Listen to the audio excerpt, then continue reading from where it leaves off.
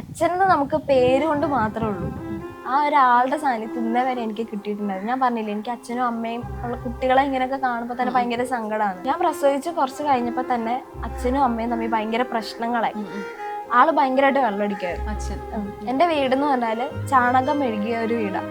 അപ്പം ആള് അത്യാവശ്യം ആളുടെ ഒരു ബാക്ക്ഗ്രൗണ്ട് നോക്കുകയാണെങ്കിൽ ആൾ അത്യാവശ്യം നല്ലോണം ക്യാഷും കാര്യങ്ങളൊക്കെ ഉണ്ടായിരുന്നു. ഞങ്ങൾക്ക് എല്ലാം ഉണ്ടായിരുന്നായിരുന്നു, പൈസക്ക് പൈസ എല്ലാം ഉണ്ടായിരുന്നു, വീടും കാര്യങ്ങളൊക്കെ. അച്ഛനെല്ലാം നശിപ്പിച്ചു, വെള്ളം അടിച്ചിട്ടാണ് കുടിച്ച് കാശ് കളയാൻ വേണ്ടിയിട്ടൊക്കെ കളഞ്ഞു.